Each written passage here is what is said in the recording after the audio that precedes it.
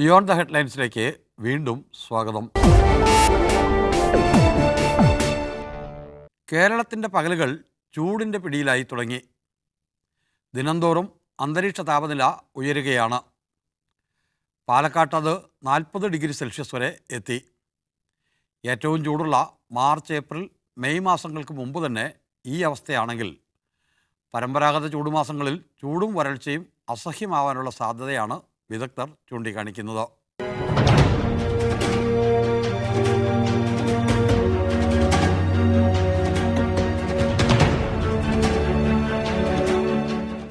ചരിത്രത്തിലെ ഏറ്റവും വലിയ വെള്ളപ്പൊക്കത്തെ അതിജീവിക്കാനുള്ള ശ്രമങ്ങൾക്കിടെ കേരളം വലിയൊരു വരൾച്ചയുടെ പിടിയിലേക്ക് പോവുകയാണോ എന്ന ആശങ്ക ശക്തിപ്പെട്ടിരിക്കുന്നു.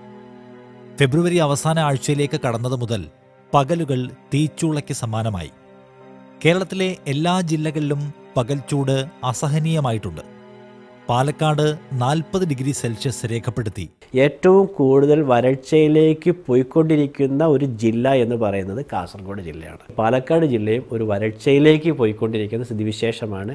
ഈവൻ ഈ റെയിൻഫാളിൻ്റെ ഡാറ്റ നോക്കുമ്പോഴും അതുപോലെ ഫീൽഡ് വിസൻ ഭാരതപ്പുഴ മുക്കാൽ ഭാഗവും ഇപ്പോൾ കാൽ ഭാഗത്തും കൂടെ ഒത്തിരി ചെറിയൊരു ക്വാണ്ടിറ്റി വെള്ളം മാത്രമേ ഒഴുകി പോകുന്നുള്ളൂ.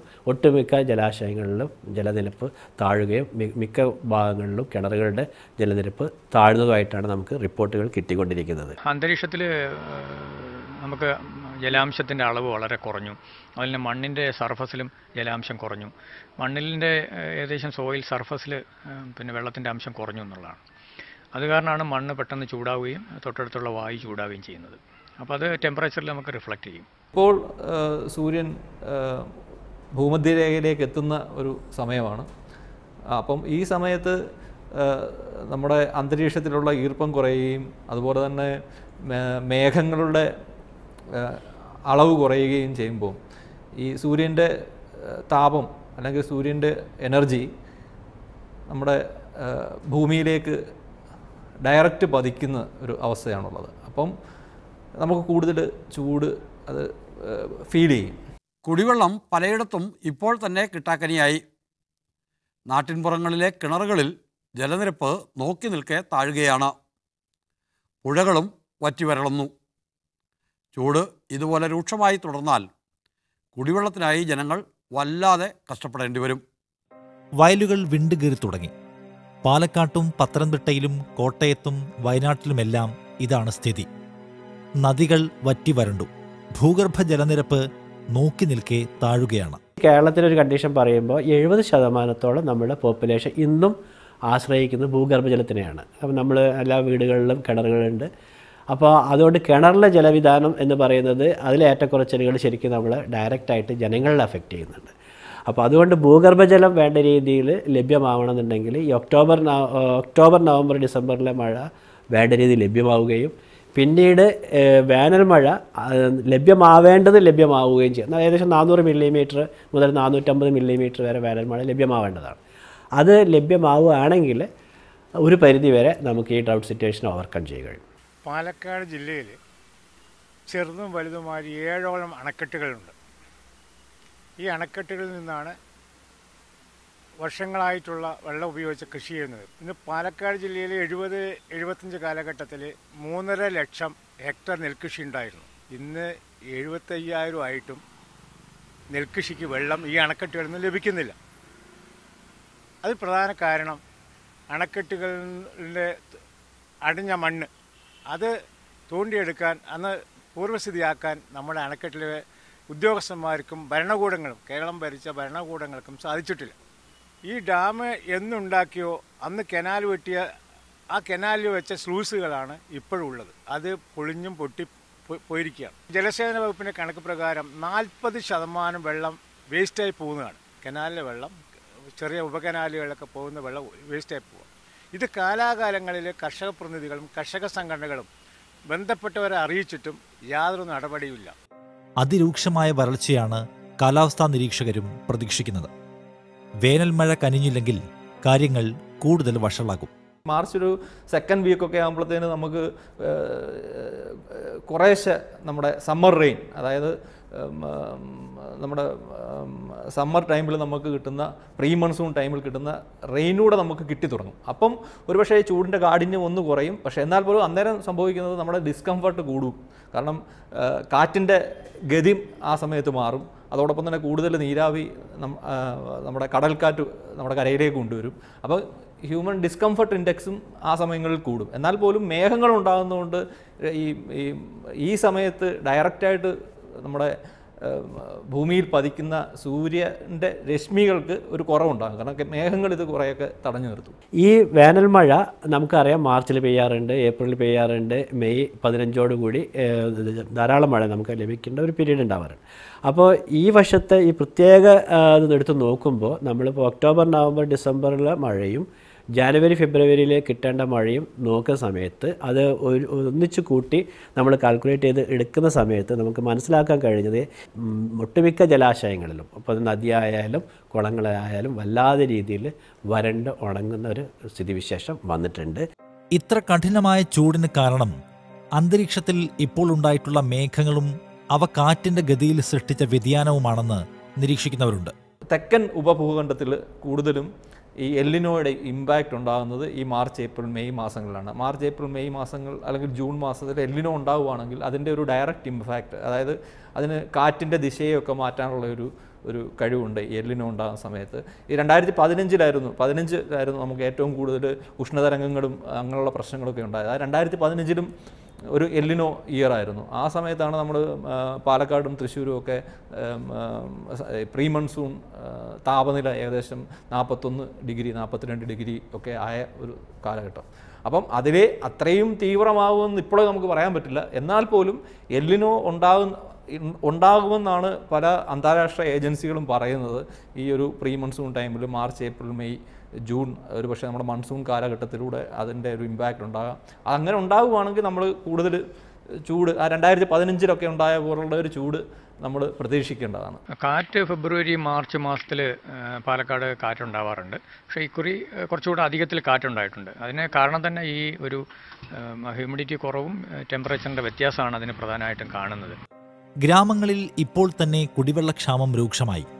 ചൂടിന്റെ കടുപ്പം കൂടിയാൽ കുടിവെള്ളം കിട്ടാക്കനിയായേക്കാം. വെള്ളപ്പൊക്കം താറുമാറാക്കിയ കാർഷിക മേഖലയെ വരൾച്ച ഒന്നുകൂടി തളർത്തും. ഇത് നമ്മുടെ സമ്പദ്ഘടനയ്ക്കും കനത്ത ആഘാതമേൽപ്പിക്കും. വരും നാളുകളിൽ ജനജീവിതം അതീവ ക്ലേശകരമാകുമെന്നാണ് ഇതൊക്കെ നൽകുന്ന സൂചന. പ്രളയം തകർത്ത കാർഷിക മേഖല വരൾച്ചയിൽ തകർന്നടിയും. ഇത് സാധാരണക്കാരുടെ ജീവിതത്തെ കഠിനമാക്കും. നാടിന്റെ സമ്പദ് വ്യവസ്ഥയെയും ദോഷകരമായി ബാധിച്ചേക്കാം. ഇത് കൂനിന്മേൽ കുരുവെന്ന പോലെ ഇതൊരു വലിയ സാമ്പത്തിക പ്രതിസന്ധിയിലേക്ക് സംസ്ഥാനത്തെ ആകെ കൊണ്ട് എത്തിക്കാനുള്ള സാധ്യതയാണുള്ളത്. മാർച്ച് 31 ഏകദേശം 5000 കോടി രൂപ കടമെടുക്കേണ്ട ഒരു സ്ഥിതിയിലാണ് സംസ്ഥാനം. അപ്പോൾ ഈ കടമെടുക്കുന്ന ഈ തുക കൊണ്ട് ഈ വരൾച്ച ബാധിക്കുന്ന ജനങ്ങൾക്ക് എന്തെങ്കിലും ചെയ്യാൻ ഒക്കുകയില്ല. കാരണം പെൻഷൻകാരെയും ശമ്പളക്കാരെയുമാണ് ആദ്യമായി നമ്മുടെ സമൂഹം പരിഗണിക്കുന്നത്. അപ്പോൾ അതുകൊണ്ട് തന്നെ സർക്കാരിൻ്റെ മുൻഗണനാ ക്രമത്തിൽ മാറ്റം വരുത്തുക എന്നുള്ളതാണ് ഈ വരൾച്ചയുടെ സാഹചര്യത്തിൽ ഏറ്റവും പ്രധാനമായിട്ടുള്ളത്. തൊഴിലുറപ്പ് പദ്ധതിയെ കാര്യമായിട്ട് നമ്മൾ ശ്രദ്ധിച്ചുകൊണ്ട് ഈ വരൾച്ചയെ ഒരു വിധത്തിൽ നേരിടാൻ കഴിയും. ഒരുപക്ഷെ അതിന് നമുക്ക് സഹായിക്കുക ഈ ലോക്കൽ ഗവൺമെൻറ്റ്സ്, നമുക്ക് പ്രാദേശിക സർക്കാരുകളുടെ ഒരു സഹായത്തോടും കൂടിയായിരിക്കും ഒരുപക്ഷെ നമുക്ക് ചെയ്യാനും കഴിയുക. അപ്പോൾ പദ്ധതിയിൽ, സർക്കാരിൻ്റെ പദ്ധതിയിൽ, ഇനി വരാൻ പോകുന്ന പദ്ധതിയിൽ സാമ്പത്തികമായിട്ടും അല്ലാതെയും ഈ സംയോജിത ജലവിഭവ മാനേജ്മെൻറ്റിലൂടെയും തൊഴിലുറപ്പ് പദ്ധതിയിലൂടെയും പ്രാദേശിക സർക്കാരിൻ്റെ സഹായത്തോടും കൂടെ ഇപ്പോഴേ യഥാർത്ഥത്തിൽ നമ്മൾ ഒരു നടപടികൾ എടുത്താൽ മാത്രമേ ഇനി വരാൻ പോകുന്ന വരൾച്ചയെ നമുക്ക് നേരിടാൻ കഴിയുകയുള്ളൂ. അല്ലെങ്കിൽ പ്രളയത്തിൻ്റെ നഷ്ടവും അതിൻ്റെ ഇരട്ടി എന്നുള്ള രീതിയിലായിരിക്കും വരൾച്ചയും കൂടെ വന്നു കഴിഞ്ഞാൽ നമുക്ക് സംഭവിക്കാൻ പോകുന്നത്. അത്യുഷ്ണം പലതരത്തിലുള്ള രോഗങ്ങളെയും ക്ഷണിച്ചു വരുത്തും. മനുഷ്യനെ മാത്രമല്ല ഇത് ബാധിക്കുക, മൃഗങ്ങളെയും ഇത് ബാധിക്കും. പാലക്കാട്ട് ആടുകൾ ചത്തുവീണത് ചൂടിൻ്റെ ആഘാതത്തിലാണെന്ന് സ്ഥിരീകരിച്ചിട്ടുണ്ട്. മലമ്പുഴയിൽ 4 ആടുകൾ ചത്തിട്ടുണ്ട്. ഇത് ശരിക്കും ഞങ്ങൾ പോസ്റ്റ്മോർട്ടം ചെയ്തതാണ്. അപ്പോൾ അതിൽ നിന്നും ഹീറ്റ് സ്ട്രോക്കാണിത്. അത് നമുക്ക് ഡയഗ്നോസ് ചെയ്യാൻ പറ്റിയിട്ടുണ്ട്. ഏതാണ്ട് ഒരു 40 ഡിഗ്രിയോളം ഇപ്പം പാലക്കാട് ജില്ലയിലും സംസ്ഥാനത്തിൻ്റെ പല ഭാഗങ്ങളിലും 39-40 ഡിഗ്രി ടെമ്പറേച്ചറുണ്ട്. ഈ സമയത്ത് നമ്മൾ 0 ഡിഗ്രി ടെമ്പറേച്ചറിലുള്ള ഐസ് അതുപോലെയുള്ള ഏറ്റവും തണുത്ത പാനീയങ്ങൾ കഴിക്കുന്നത് നമ്മുടെ ശരീരത്തിൻ്റെ പ്രതിരോധശേഷി കുറയ്ക്കുകയും പെട്ടെന്ന് രോഗം ഉണ്ടാക്കാനുള്ള സാധ്യതയുണ്ട്. ഈ വേനൽക്കാലത്ത് പ്രത്യേകിച്ച് ഒരുപാട് ഊഷ്മാവ് കൂടിയ സന്ദർഭത്തിൽ നമ്മുടെ ശരീര ഊഷ്മാവിനോട് അടുത്ത ടെമ്പറേച്ചറിലുള്ള പാനീയങ്ങളോ ഭക്ഷണ പദാർത്ഥങ്ങളോ കഴിക്കാൻ പാടുള്ളൂ. വരുന്ന മാസങ്ങൾ ശുഭപ്രതീക്ഷയല്ല നൽകുന്നത്. വരൾച്ച കഠിനമായാൽ അത് നേരിടാനുള്ള ഒരുക്കങ്ങൾ ഇപ്പോൾ തന്നെ തുടങ്ങേണ്ടിയിരിക്കുന്നു. പക്ഷേ നമ്മുടെ ഔദ്യോഗിക സംവിധാനങ്ങൾ ഇതിന് എത്രത്തോളം സജ്ജമായി എന്നതിന് വ്യക്തതയില്ല. ചൂട് കൂടിയതോടെ കാടുകളിൽ തീ പടർന്നു തുടങ്ങി. കഴിഞ്ഞ ആഴ്ച വയനാടൻ കാടുകൾ തീയുടെ പിടിയിലമർന്നു. 100 കണക്കിന് ഹെക്ടർ സ്ഥലത്തെ കാടില്ലാതായി. വനസംരക്ഷണത്തിൻ്റെ ആദ്യാക്ഷരങ്ങൾ മുതൽ ഇനിയും നാം പഠിക്കേണ്ടിയിരിക്കുന്നു എന്നാണ് ഇത് നൽകുന്ന അറിവ്.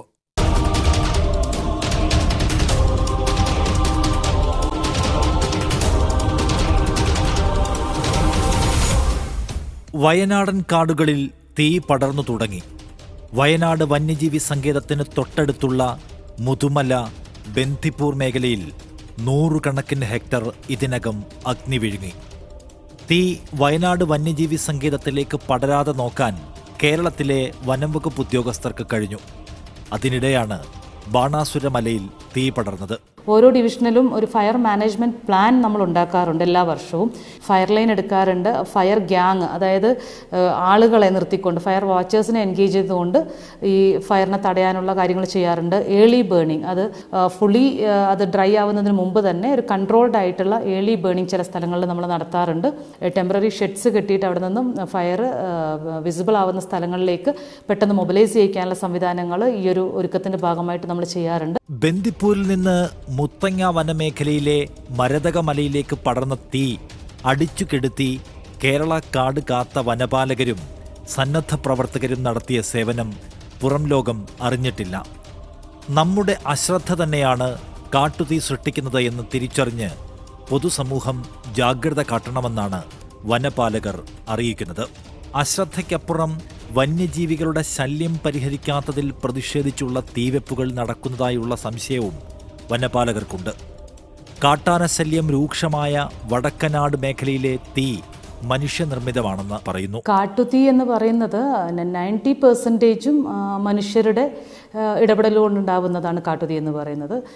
ചൂട് കൂടിയത് കൊണ്ടോ ഫ്രിക്ഷൻ കൊണ്ടോ ഉണ്ടാവുന്ന കാട്ടുതീ എന്ന് പറയുന്നത് 1% ചാൻസ് മാത്രമേ അതിനുള്ളൂ. വടക്കനാട്ടെ ഗ്രാമപഞ്ചായത്ത് അംഗവും കോൺഗ്രസ് പ്രാദേശിക നേതാവുമായ ബെന്നി കൈനിക്കലിനെതിരെ ഇക്കാരണം ചൂണ്ടിക്കാട്ടി വനംവകുപ്പ് കേസെടുക്കുകയും ചെയ്തു. നേരത്തെ വനപാലകർക്കെതിരെ ആക്ഷേപമുന്നയിച്ച് ബെന്നി നടത്തിയ പ്രസംഗമാണ് കേസെടുക്കാൻ കാരണം. റേഞ്ച് ഓഫീസറോട് വളരെ കൃത്യമായിട്ട് പറയുന്നു, ഒരാളുടെ പേരിൽ നിങ്ങൾ കേസൊക്കെ നിങ്ങൾ എടുത്തോ, ഒരാളുടെ വീട്ടിൽ കയറി ഒരാളെ ബുദ്ധിമുട്ടിച്ചാൽ റേഞ്ച് ഓഫീസർ അല്ല ഏത് കൊലകൊമ്പം വന്നിട്ടുണ്ടെങ്കിലും കയ്യും കാലം ഞങ്ങൾ തല്ലി ഓടിക്കും. അതേപോലെ തന്നെ നിങ്ങൾക്ക് പണി ഉണ്ടാവും. ആന പ്രദേശത്ത് ഇറങ്ങൂല, കാട് ഞങ്ങൾ കത്തിച്ചു. അതേസമയം തങ്ങൾക്കെതിരെ കള്ളക്കേസുകൾ ചമച്ച് വനംവകുപ്പ് ഉദ്യോഗസ്ഥർ പക പോക്കുകയാണെന്നാണ് വടക്കനാട് ജനകീയ സമിതിയുടെ പ്രതികരണം. ഇതിൽ ഡിപ്പാർട്ട്മെന്റ് ഒരു ടാർഗറ്റ് ചെയ്തിട്ടുണ്ട് എന്ന് ഞങ്ങൾക്ക് സംശയമുണ്ട്.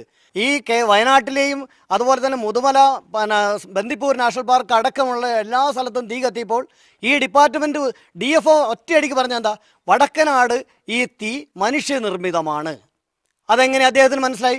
മുഴുവൻ തീ മനുഷ്യനായിട്ട് ഇട്ടിട്ടുള്ള തീയാണ്, അല്ല സ്വാഭാവികമായിട്ട് വന്നിട്ടുള്ളതല്ല.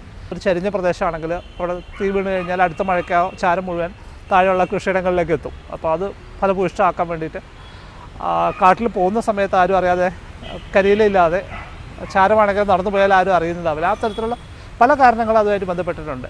മുൻ വർഷങ്ങളിൽ ചെയ്തതുപോലെ ഫയർ ലൈനുകൾ ഇടുന്നതിലും ഫയർ വാച്ചർമാരെ നിയമിക്കുന്നതിലും വനം വകുപ്പ് വിമുഖത കാണിച്ചതാണ് വയനാട്ടിലെ വ്യാപക കാട്ടുതീക്ക് കാരണമെന്നും നാട്ടുകാർ ആരോപിക്കുന്നു.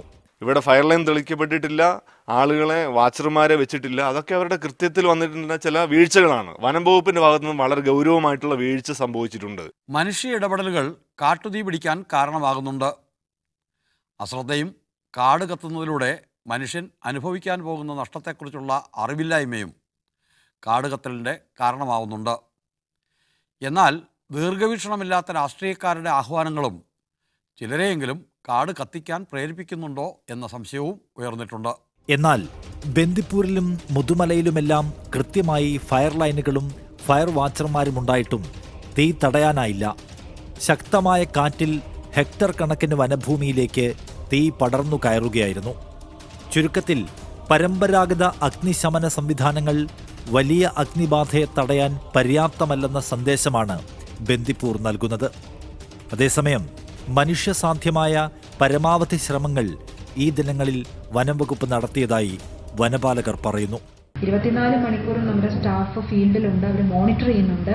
എന്തെങ്കിലും ചെറിയ ചെറിയ ഇഷ്യൂസ് ഉണ്ടെങ്കിൽ അപ്പം തന്നെ അവർ പോയിട്ട് വാച്ചേഴ്സും സ്റ്റാഫും പോയിട്ട് അത് ഡീൽ ചെയ്യുന്നുണ്ട്. രാഷ്ട്രീയ പാർട്ടി പ്രവർത്തകർ താൽക്കാലിക ലാഭം ലക്ഷ്യമാക്കി നടത്തുന്ന പ്രചരണങ്ങൾ തലമുറകൾക്ക് കാവലായി നിൽക്കുന്ന വനത്തോട് ഇക്കൂട്ടർക്കുള്ള സമീപനം വ്യക്തമാക്കുന്നതാണ്. വനം കത്തുമ്പോൾ ഭാവിയിലേക്കുള്ള നമ്മുടെ കരുതലുമാണ് ഇല്ലാതാവുന്നത്. ഈ കാട് കത്തിക്കഴിഞ്ഞാൽ വെള്ളത്തിന്റെ സ്രോതസ്സുകളെല്ലാം കുറയും. പിന്നെ അതുമാത്രമല്ല, ഓട്ടോമാറ്റിക്കലി ഈ മാൻ അനിമൽ കോൺഫ്ലിക്റ്റ് അത് കൂടാനും സാധ്യതയുണ്ട്. കാട്ടിൽ തീ വീഴുമ്പോൾ സംഭവിക്കുന്ന ഒരു പ്രധാനപ്പെട്ട പ്രശ്നം കാടിന് പുറത്ത് ഉൽപ്പാദിക്കപ്പെടുന്ന കാർബൺ ഡയോക്സൈഡ് വലിച്ചെടുക്കുന്ന വളരെ പ്രധാനപ്പെട്ട ഒരു ജോലിയാണ് കാടുകൾ ചെയ്യുന്നത്. ആ ഒരു ബാലൻസ് ആണ് തീ വീഴുമ്പോൾ തെറ്റുന്നത്. ഇത് ആഗോളതാപനത്തെ തന്നെ വല്ലാതെ കൂട്ടുകയും ചെയ്യും. വനം കത്തുമ്പോൾ നിൽക്കക്കള്ളിയില്ലാതാവുന്ന വന്യമൃഗങ്ങൾ നാട്ടിലേക്ക് ഇറങ്ങാനുള്ള സാധ്യതയും ഏറുന്നു. ഇതിനുമപ്പുറം ഉണ്ടാകുന്ന പാരിസ്ഥിതിക നാശവും അതുമൂലമുണ്ടാകുന്ന കാലാവസ്ഥാ വ്യതിയാനവും വരുത്തുന്ന വിനകളും ജനങ്ങൾ അനുഭവിക്കേണ്ടി വരുമെന്നതാണ് യാഥാർത്ഥ്യം. പ്രളയത്തിലുണ്ടായ മണ്ണിടിച്ചിൽ ചരിത്രത്തിലേക്കുള്ള വാതിലായി മാറിയതിനെക്കുറിച്ചാണ് ഇനി. ഇടയാറന്മുള ആഞ്ഞിലിമൂട്ടിൽ കടവിലുണ്ടായ മണ്ണിടിച്ചിൽ കേരള ചരിത്രത്തിലെ പുരാതനമായ ഒരു കാലഘട്ടത്തിലേക്ക് വെളിച്ചം വീശിയിരിക്കുകയാണ്.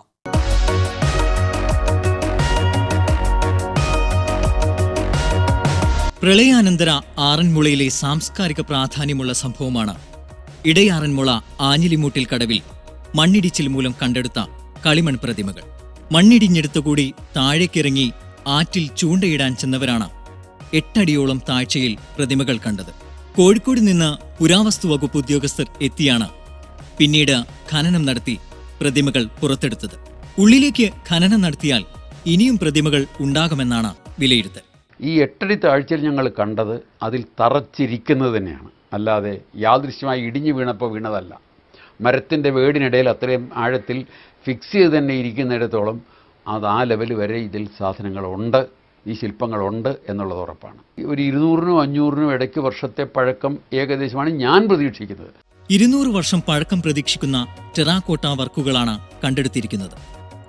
വിദഗ്ധ പരിശോധനകൾക്ക് വേണ്ടി ഇവയുടെ സാമ്പിളുകൾ ഡെറാഡൂണിലേക്ക് അയച്ചിരിക്കുകയാണ്. കോഴിക്കോട് നിന്നുള്ള ആർക്കിയോളജിക്കൽ സംഘം 1 മാസം കൊണ്ടാണ് പ്രതിമകൾ ഖനനം ചെയ്ത് പുറത്തെടുത്തത്. ഇതൊരു പാരമ്പര്യത്തിൻ്റെ ബാക്കിയാണ്. ഇത് എന്താണ്, എങ്ങനെയാണ്, ഏത് രീതിയിലാണ് ഇവിടെ എത്തിപ്പെട്ടിരിക്കുന്നത്. ഇതിനോടൊപ്പം തന്നെ വേറെ കാര്യമുള്ളത്, ഒരു 3 കിലോമീറ്റർ അപ്പുറത്ത് എടശ്ശേരിമല നാക്കാലിക്കിലേക്ക് പോകുന്ന വഴിക്കുള്ള അവിടെ ഒരു വീടിന് വേണ്ടി കുഴിയെടുത്തപ്പോൾ അവിടെ നിന്നും സമാനമായ രൂപങ്ങൾ കുറച്ച് കിട്ടി. സോ ഇത് പലയിടത്തും ആ കാലഘട്ടത്തിൽ നടന്നിട്ടുണ്ടായിരുന്നു ഇങ്ങനത്തെ ഒന്ന്. ഇത് എന്തിനു വേണ്ടി ഉണ്ടാക്കിയതാണ് എന്താണെന്നൊക്കെ ഉള്ളത് പഠനത്തിൻ്റെ ബാക്കിയായിട്ടൊരു ഗവേഷണം നടത്തി കണ്ടുപിടിക്കേണ്ടതാണ്. വെറുതെ എന്തെങ്കിലും ഒരു വായ്ത്താരി പറഞ്ഞിട്ട് കാര്യമില്ല. കാര്യം തെളിവുകളുടെയോ ഗവേഷണത്തിൽ കിട്ടാവുന്ന പ്രത്യേക വിവരങ്ങളുടെയോ ബേസിസിലാണ് അത് തീരുമാനിക്കേണ്ടത്. പീഠം, നാഗകെട്ട്, അഞ്ജലിമുദ്ര രൂപങ്ങൾ, ഇരിപ്പ് രൂപങ്ങൾ, പുരുഷരൂപങ്ങൾ, കർണാഭരണങ്ങൾ, കൈകൾ, പാദങ്ങൾ എന്നിങ്ങനെയാണ് ഇവിടെ നിന്ന് കണ്ടെടുത്തിരിക്കുന്ന പ്രതിമകൾ. പ്രാചീന പൈതൃകങ്ങളും സംസ്കാരവും വിളിച്ചൊതുന്ന ഈ കളിമൺ പ്രതിമകൾ വിജയനഗര സാമ്രാജ്യങ്ങളുടെ കാലത്ത് ഇന്ത്യയിൽ ഉണ്ടായിരുന്നതായാണ് ചരിത്രകാരന്മാരുടെ നിഗമനം.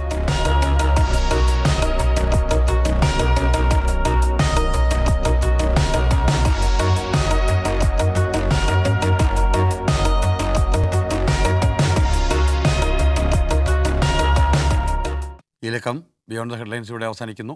വീണ്ടും അടുത്തയാഴ്ച ഇതേ ദിവസം ഇതേ സമയം മീഡിയ 1-ൽ. നന്ദി, നമസ്കാരം.